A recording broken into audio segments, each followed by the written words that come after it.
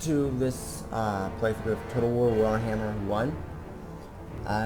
Today we'll be doing a new campaign in the old world, and we'll be playing the Empire. Summon the Elector As Counts! Karl Franz. So, in this playthrough, I'm going to be, or on this first episode of this playthrough, I'm going to explain to you exactly how to play the game in some detail. Hopefully you'll understand afterward.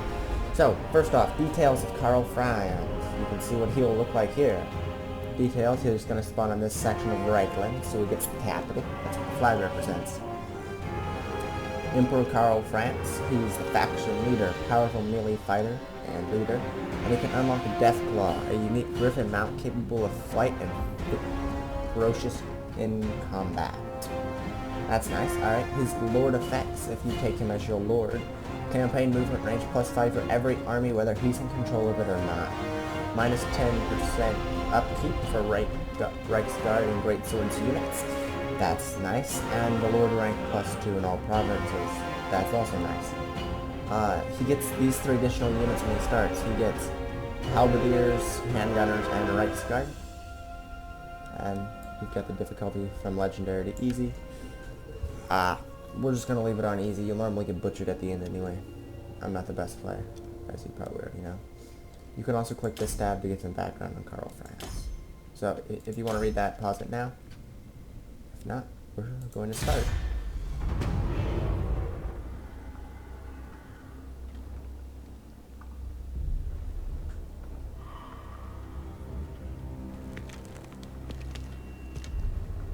The drums of war never cease.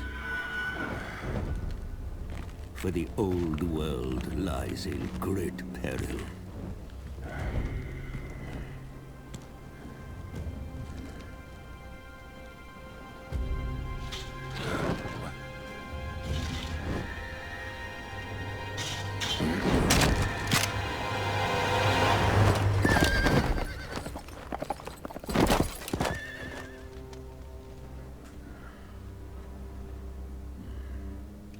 A strong leader is needed to unite the Empire, the greatest of mankind's nations.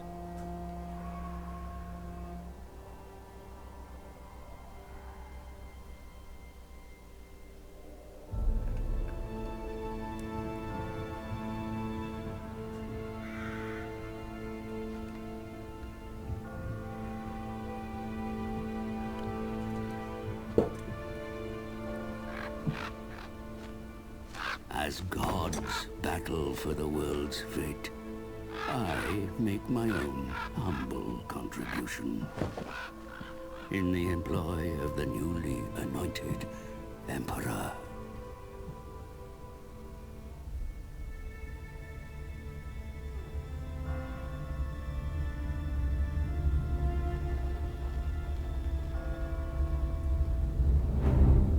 Even now, we make haste to the Emperor's ancestral capital. For the demented Rachnic Spiderclaw leads an attack on Altdorf's walls.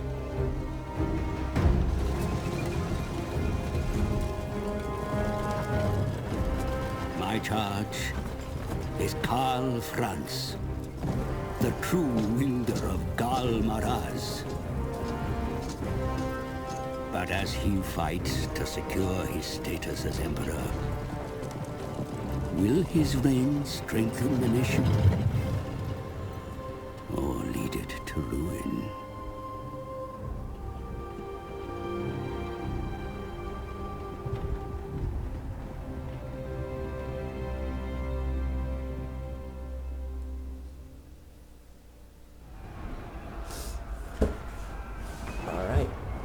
And that's the Empire we're taking over.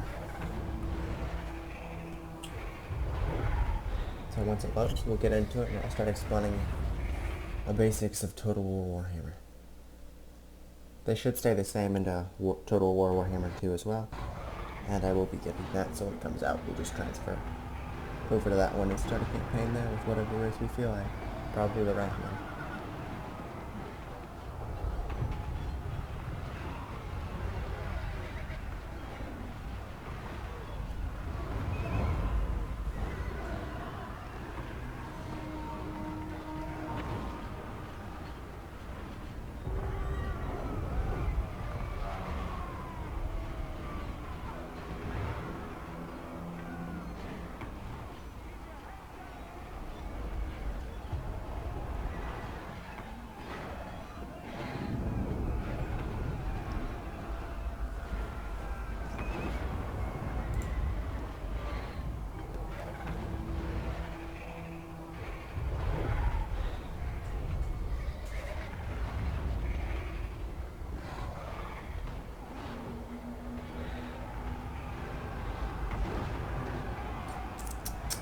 Yeah, and this is the thing about Total War Warhammer 1.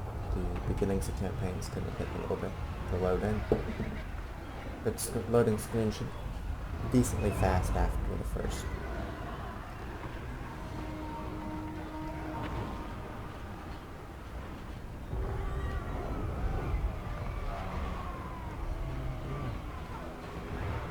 Wait a second now.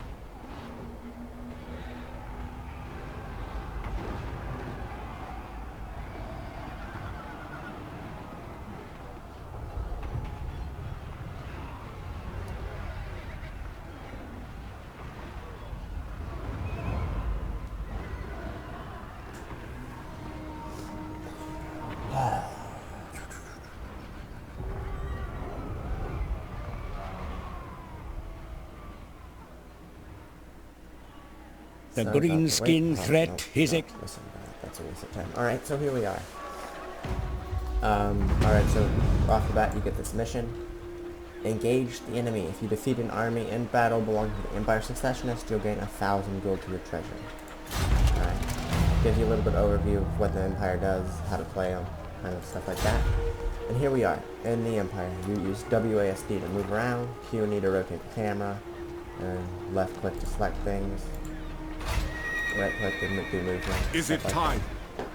Also left click to deselect. First off, we have an army led by Carol Fromm. Actually, let's start off with the UI. So we have up here it shows we are the Emperor. It gives us what stats we have because we chose Carol Franz. We have 6,000 gold in the treasury, and we get 2,105 gold or 2,105 gold every single turn. And it gives you a reason why you're making that much money. Over here we've got the map UI. It shows the map, shows the different kingdoms. You can click on this to move around. So say you're way out here, you can click back, and then go click on your kingdom, and then bam, you're back. Alright, you can also click down the middle mouse button to drag the map around. It just does that little bit like delayed pull. Then you've got this mission tab. It opens up the mission, so if you click this, we see that we have the engage the enemy mission, which is going ships at the beginning. Then you can click events, and it'll show different events happening in the world. Forces, it'll show you what the armies you have on the board are on the map are, and their power level, and how many people are in them. You can also click this to zoom to them and select them. Provinces, we have Reichland right now, and apparently it's in need of repairs, and it's losing control, and it makes us this much money every turn. Here are the other provinces in the world around us, and the money that they are currently helping their country out with, so you might want to target, say, Oslo. But that's pretty far away, and we ain't getting that right now. Or maybe Midland, but again, that's pretty far away. Next is known factions, and this will just give you a look at all the factions you know exist, and their happiness towards you. Green's the best, red's the worst, so if we order this by happiness, these guys like us the most, all the way down to the people that absolutely hate us. So right now, our best chances of making friends are with these two, Stirland and Buckland. Down here, you've got the rest of the UI, or the next chunk of the UI. Clicking this button will show you your objective. This is how you win the game. We're going for a short campaign victory. So we have to control these provinces either through ownership or vassalization. So we have to take over basically all the provinces of Min. So if we go to known factions, all of these guys we have to have control of. From this place all the way up to here, we need to take that over. We also need to own Western and Eastern Sylvania, and those are vampiric-owned lands. Then we have to ensure that the Warriors of Chaos only exist in the Chaos Wastes, and that Archeon, the Ever-Chosen, the Chaos Lord, is in a wounded state. So So we have a large fight against chaos on our hands as the Empire. That's that UI. Then there's this. If you click this, it opens up the technology tree. As you build different buildings, you unlock new sets of technology you can research. They mostly take about 6 to 8 turns. And they'll give you buffs such as this one lets your Empire infantry move 5% faster in battle. Then there's your treasury. This is just showing you what your treasury is currently looking like, where your expenses and stuff like that are going once you start having stuff like that. Then you have the faction summary. If you click this to see a summary of how many heroes you've got, who you're at war with, your allies, your trade partners, your treasury, the money you're making, settlements, provinces, capitals, heirs, records, see what you've done in the world, and statistics, see where you stand. We're on turn 1, and we have word settlement. Our diplomacy, 20 other factions encountered, 4 current wars, 5 war declarations, and most wars so far is 5. Income, we're making this. Expenditure, we're spending that. Forces, units, battles, and victories, losses, aftermath, heroes, and hero actions. It's all in that tab. Down here you've got diplomacy. You click this, you go to the world map, you can see all the little faction icons. Also you can scroll through this.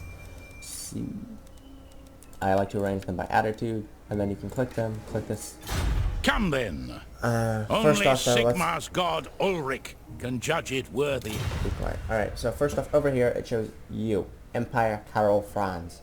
Your strength rating is 28 right now. The lower you are, the more powerful you are. So if your strength rating 1, everybody else is going to be like... That means, sorry for that loud noise, you should be able to kill anybody you get at war with. We're steadfast right now. Relations, again, this trade goods, we have none. Them, they're 56, so right now they are the underdog of this world. And they have no relations, no wars, no trade agreements. So if we click them and then click this, Welcome, my we go into this. countrymen. It shows our money, our strength rating against them.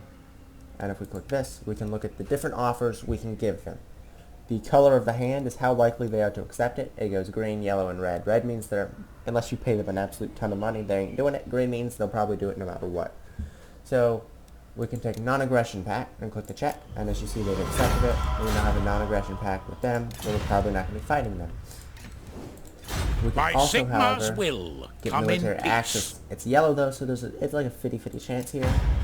And they say they would rather a defensive alliance. You can counter offer, come in here. I want that too. And they've accepted it. So that now, what that means, a defensive alliance means if one of us gets attacked, the other's drug into. So potentially bad for us unless we get our armies Approach going. and make your offer. Sterling. But I make no promises to my assent. We already have, they have non-aggression pact with people. This isn't with us. We can ask them to break these and cancel them. Currently they don't want to do anything with us though. So we might come here. Let's see who's around us. You can click and drag on this. I like to get the dwarves friendly because they can help with the vampire counts. Greetings. Offer demand. What do you require of the Karazhan Corps? They don't like us a whole lot right now. They're not mad, but they don't like us. So I'm just going to offer them a small sum of money. And doing so will increase their happiness towards us in the next few turns. That's 49, 45, 55, 56, 3, yeah, so all these human provinces, currently week 44, alright, let's see. Greetings on behalf of the Empire. Military Now what access. brings you here with it? Nope, alright, so we're not going to get anything out of this right now, so coming back. Out north says we can increase this structure. And that'll give us access to crossbows and spearmen with shields. So we're going to do that. Right now we only have access to spearmen without shields and swordsmen. We can also see our control or public orders going down, and that's going to potentially spawn rebels and make our life miserable. So we're going to come over here to this tab, and we're just going to run down this real quick. Growth. It says we're making 30 every turn, we're 0 out of 100. Once this equals 100, so in 4 turns, which it tells you here, we get a population surplus. What that does is it allows you to build new capital. So in order to increase our capital to the next level, we need the surplus of 2. What that does for you is it unlocks a new build slot, and it means your buildings can go up more. So if we have a capital level 3, we can build the next stage in this building. Also, we could build the next stage in this building and potentially get new buildings we can have access to. In addition, that will give you more money, more public order, more growth, more taxes, and income. And our income, our taxes in the province, we are taxing them for 473 gold right now. That's causing them to lose happiness with us. So if we uncheck that box, we'll be taxing them for nothing. So if you look at our money up here, this is how much we're making every turn. If you look at that, if I click it, we start making 2,100. If I uncheck it, we only make 1,600.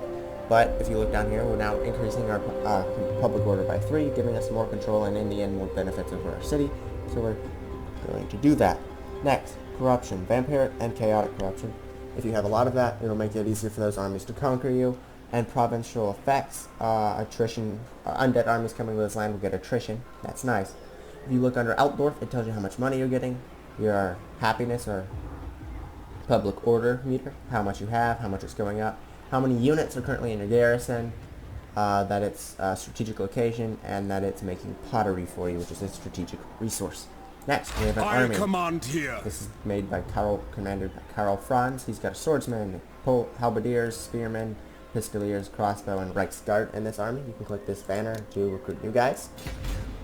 This yellow area is where he can move to. So anywhere in this yellow area he can go.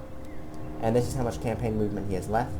So each of these is 25%. So if we went all the way over to here, we'd use up all of this campaign movement. And that's fine for us in this case. But say you wanted to do something in here. This is your stances. So in the stance you've got march. Lets you go farther, but you can't attack people. As you can see, recruitment's disabled. You get tired. And battle initiation is disabled. But if you get attacked, you're tired. That's bad for you. Only do that if you know you're not getting in a fight. Ambush. You stay where you are, and you need at least 25% of your campaign movement remaining. It'll keep you hidden, so that other armies won't know where you are. And if they walk across you, there's a 50% chance that you'll be able to attack them. And their units will all be lined up in a line in that battle, and you'll be able to hit them in the side. So that's nice. You then have raiding. You can go into a raiding stance, and that means you'll pillage from the region you're in. So right now we'd be pillaging Altdorf. It'll be reducing public order, reducing growth. You'll be immune to attrition, and you'll get money from them. You can go into an encampment, which will increase your replenishment of casualties. It'll make you immune to attrition, give you leadership, melee defense, which you can't move. And then there's channeling, which will just increase the winds of magic, but reduce your movement. So right now we're staying in the null stance. And we're going to go after these Empire Secessionists to fight. So you right-click on them, and we go fight them. So here it shows the battle. I'm actually exiting that real quick. It shows here's our army, here's their army. This yellow bar is how likely you are to win. You're the yellow, they're the red. So we should just win this outright. We're in Grunberg. Terrain is grassland. So if we have 3 button options. We can retreat, which means we won't find an army, we'll pull back. We can auto-resolve it, which means we won't do anything. It'll just tell us who wins and what units got injured or died. Or we can fight it ourselves, which of course we're going to do. In the remaining time of this video, we're going to go for the kill. And here, while you're loading, it'll show you what the map looks like. So in this case, it's literally just flat land. I'm sorry. Here's it loaded. There's a hill over here. There's a valley here, kind of. It's just a dip in the ground. There's a little bit of a hill over here. And that's pretty much it. It's just going to be a straight up fight, basically. This is a pretty good sized hill. This is a fairly small hill. It's a very gentle slope here. Very steep slope here. If you've ever seen this kind of map before, you know what's going on. So it shows the 2 armies again, and it gives you a little bit of overview of 1 or 2 of your units as it loads. So here's our halberdiers.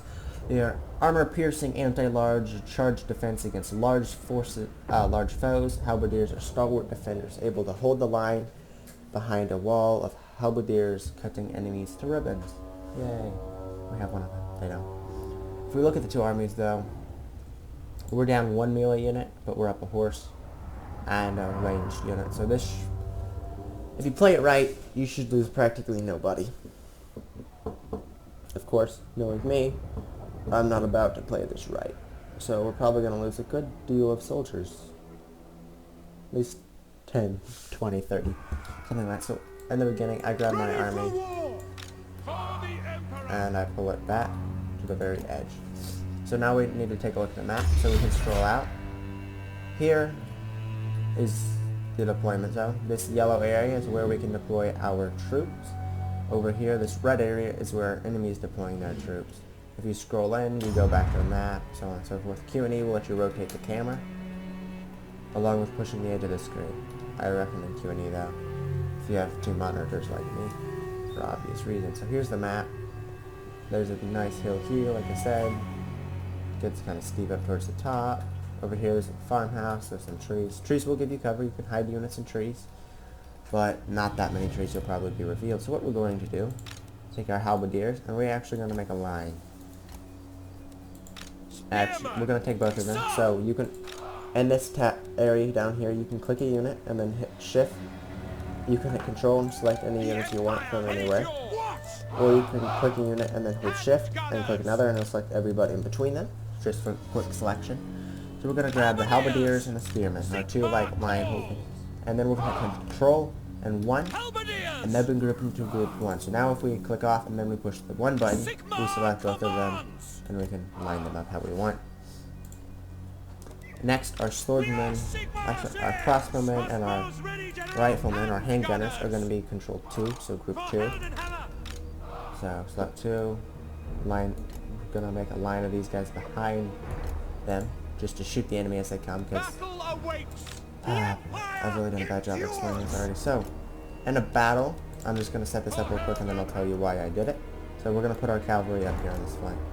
And we're going to put Karl Franz right there. Alright, so why I've done this. In a battle, a straight fight is never in your advantage. So, going head to head with these guys, such a field, we'd lose a lot of people, and then lose a lot of people. We'd still probably win though. What I'd recommend doing is forcing them to you. So, in this game, there's two things that are very, very good for you. One is ranged weaponry, so artillery or like these two ranged units, and then cavalry. And the way the battle will work out is each unit has a health bar, so red for your enemy, green for you. Underneath of that is a morale bar. If that ever gets close to the bottom, they will rout and run towards the edge of the battlefield. If they cross the edge of the battlefield, so if they walk out into here, past this white line, they'll immediately leave the battle, meaning you've got one less to deal with. And if at any point every unit in your opponent's army is routed, you win the battle instantly. There's two things that make a unit rout very quickly. One is archers, if you can, and artillery. If you bombard them with ranged stuff, their morale will drop really fast.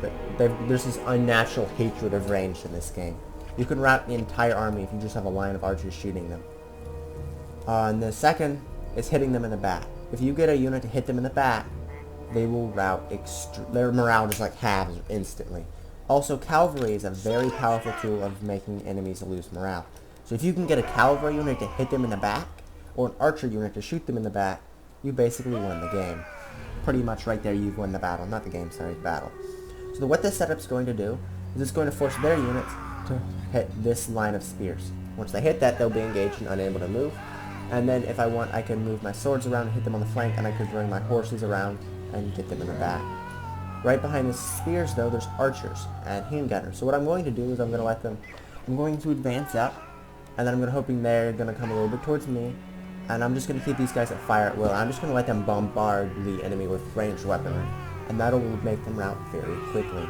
Also, another note to make, heroes, such as Karl Franz here, My subjects call! they're brutal. If you can get your hero, if there's, to get into a unit, and you've built him right, you can take out entire units of the best soldiers. Also, hero-on-hero battles can deal damage to adjacent units because they normally do area of effect hit. So we're going to hit start battle, and then we're going to pause using this UI up here. So now going over the rest of the UI in the battle, you've got about an hour to finish each battle. You should never even use half of that, really. It should be a couple minutes. This shows the balance of power, so as time goes, it'll go one way or the other, depending on as units rout, die. Over here, you've got the different speeds you can go at. It shows you the map. And then if you click on a unit, there's two options here. You can read about the unit's details, or you can go toggle unit camera, which will just take you in and look at first person at them. Also, if you have artillery, though, like some orc unit, you can actually control them. So we're gonna take this unit by if you left click and drag, you make this box. So, and that selects everybody in it. So we're going to select this army. If you hold Alt and then left click, you can drag a formation as set. So we're going to drag them up to here. Down here below the unit, there's a number of different buttons. First one is determine speed. You can have them run, which means they'll go quicker, or you can have them walk, which means they'll go slower. But there's a balance, because if your units get tired, they get tired quicker by running. If they get tired, they'll be very ineffective in melee combat. You can toggle melee mode, which will be important for ranged units, because that'll mean instead of shooting at them, they'll charge in and attack them, which can be beneficial at times if, for instance, this brown bar hits 0. This brown bar is their ammunition, so if they run out of ammo, you want them to fight melee combat. Next, you can have them halt whatever order you've just given them, which I could click this now and stop them from going to where they're going. Yeah, also you can push spacebar to see where everything's moving, all the different ranged zones for your units and stuff like that. Next, there's this. You can give them missile front or melee front. Melee front will put all your melee units in front, then your archer units, and then your artillery. Archer front, range front will put your archers, then melee, then artillery. You can then toggle guard mode, which means they won't break and run after the enemy. So if you're in a fight and an enemy breaks and starts running, normally a unit engaged with them will chase after them. If you have them on guard mode, they'll stay at the ground and hold the line. You can toggle fire at will, which means if it's on, so if it's highlighted like it is now, archer units will just shoot, that unit will just shoot at anybody who gets to its range first. So I've got both of these two units in that. Then there's skirmish mode. You can click that to have your archers run. If an enemy gets too close, they'll break and run backwards, and then once they're out of a certain distance, they'll form back up and start shooting again. And then you can have a unit just withdraw from the battle. So if it's about to die and you need it, you have it withdraw. And that's about it. So we're going to grab our cavalry, and we're going to move them here. Also, when you're forming up you click and drag, and that you can decide where your units are going to be. So we're going to put these guys over here on this hill, and then we're going to start the game again.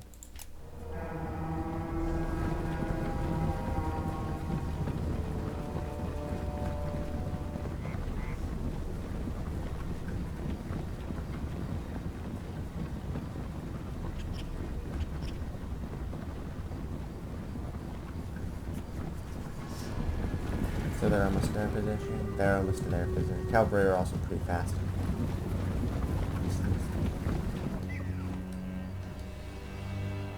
So as you can see, because of the cavalry and my movement, they're reforming. What's the archer's range? Halberdiers! So we have to here. We are Sigmar's heirs! You can also push space to see the range of your enemy's Yes, units. my lord! Yes, sir! Quickly!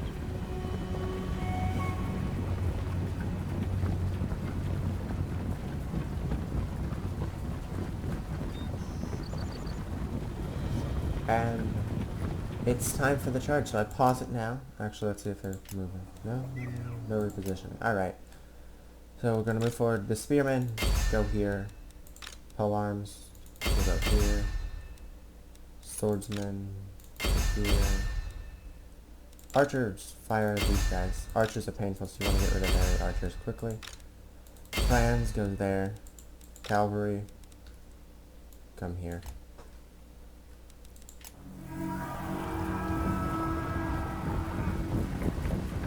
Make sure they're all on the ground. Awaiting orders! Oh, they're shooting our cavalry. Back up. Sigmar guides us! And as you can see, the health's going down drastically. And the morale is just dropping down. Sigmar calls! Quick march!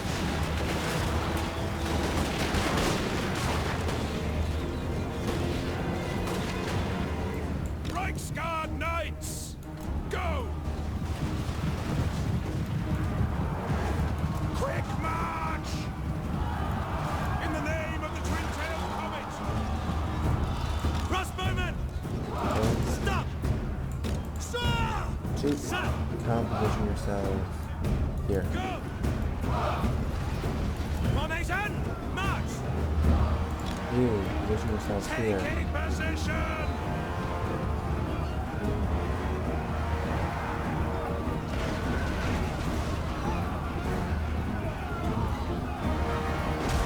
turret is coming.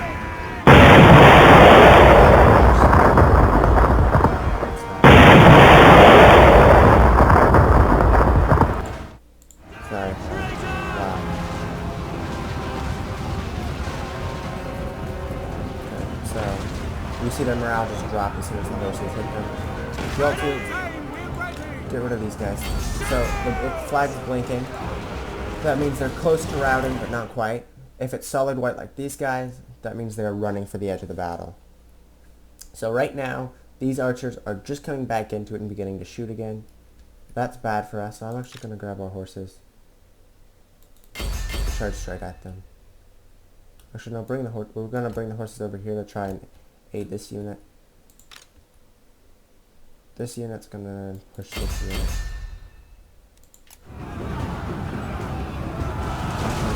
Hold the line here. Quick march! Crossbows ready, General!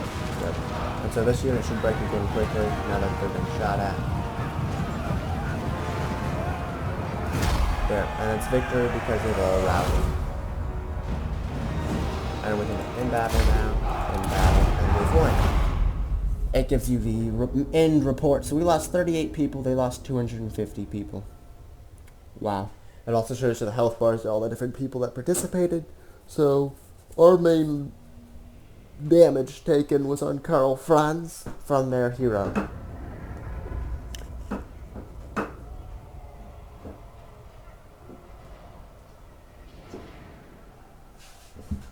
And yeah, pretty much. So now at the end of a battle, you get 3 options. 1, you can pardon the captives to get money, but you'll lose casualty replenishment, right? You can get leadership by executing them, and you can get casualty replenishment by taking them on. We're going to take them on. Also, if you've noticed that at the end there... Okay, so we got our 1,000 gold for beating one of their armies. He's leveled up.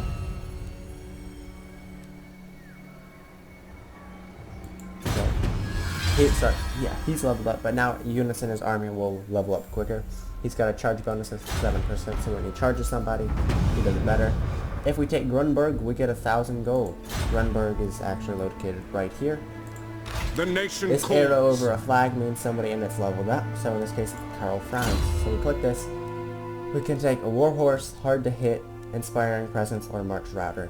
So movement, our leadership effect, a horse, or defense. I take the defense because he's meant to be a hero killer. And that's going to be in for this episode, and we'll get another one in the works. So have a good day.